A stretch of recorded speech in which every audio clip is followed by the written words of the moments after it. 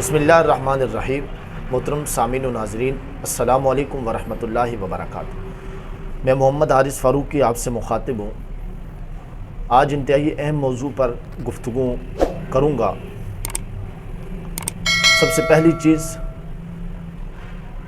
صحابی کسے کہتے ہیں، صحابی کیسے بنتا ہے، صحابی بننے کے لیے کون کون سی شرائط ضروری ہیں، اور کیا صحابی کوئی کسبی چیز ہے یا وہبی چیز ہے، اللہ تعالیٰ کی عطا کردہ ایک نعمت ہے۔ تو سب سے پہلے یاد رکھیں کہ انبیاء کے بعد سب سے بلند مرتبہ و مقام حضرات صحابہ کرام کا ہے، رضی اللہ تعالی عنہم اجمعین۔ صحابی کہتے ہیں ایمان کی حالت میں جس نے نبی کریم صلی اللہ علیہ وسلم کا دیدار کیا ہو اور ایمان ہی کی حالت میں اس دنیا سے وفات پا جائے، اس کو صحابی کہتے ہیں۔ صحابی بننے کے لیے دو شرطیں ہیں، ایک نبی کا دیدار اور ایک ایمان کی حالت میں ہونا۔ اس کی بے شمار مثالیں ہیں۔ آج ہم ان کو صحابی نہیں کہتے ہیں اس لیے کہ ان کے اندر دوسری شرط نہیں پائی جاتی۔ نبی علیہ الصلوۃ والسلام کا دیدار ضرور کیا ہے، صحبت ضرور اختیار کی ہے، بیان سنا ہے، خطاب سنا ہے، لیکن اس کے باوجود ہم ان کو صحابی نہیں کہتے ہیں۔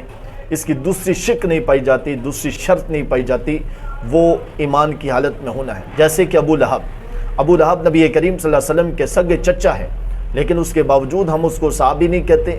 ابو طالب نبی علیہ الصلوۃ والسلام کے سگے چچا ہیں، احسانات ہیں، سب کچھ ہونے کے باوجود نبی کریم صلی اللہ علیہ وسلم کے اس چچا کو ہم صحابی نہیں کہتے، اس لیے کہ اس کا ایمان لانا کہیں سے ثابت نہیں ہے۔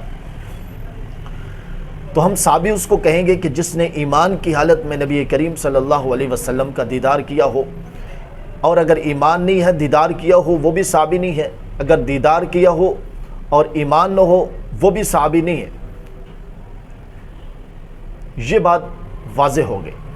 دوسری چیز، صحابی کوئی کسبی چیز ہے، کوئی وہبی چیز ہے، یا نبی کریم صلی اللہ علیہ وسلم اپنے اختیار سے کسی کو صحابی بنا سکتے ہیں؟ تو یاد رکھنا قرآن کریم کی واضح آیت ہے، سورۃ القصص ہے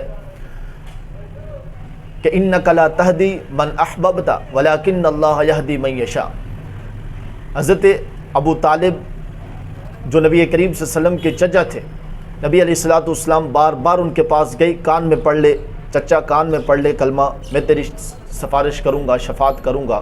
اس موقع پر یہ آیت نازل ہوئی کہ اے نبی، جس کو تو چاہتا ہے اس کو تو صحابی نہیں بنا سکتا، اس کو تو ہدایت نہیں دے سکتا، بلکہ ہدایت ہماری طرف سے ہے، جس کو ہم چاہیں گے اسی کو ہدایت ملے گی۔ تو معلوم یہ ہوا کہ نبی کریم صلی اللہ علیہ وسلم کی چاہت ہونے کے باوجود جس کو اللہ نہیں چاہیں گے وہ صحابی نہیں بن سکتا۔ تو دیکھیں کہ صحابہ کرام کا درجہ کتنا بلند مقام اور مرتبہ ہے صحابہ کرام کا۔ آج ہم اٹھ کر صحابہ کرام پر تبرہ کر لیتے ہیں، لیکن ذرا سوچئے یہ انتخاب رب العالمین ہے۔ اللہ تعالی ہمیں صحابہ کرام کی قدر کرنے کی توفیق عطا فرمائے۔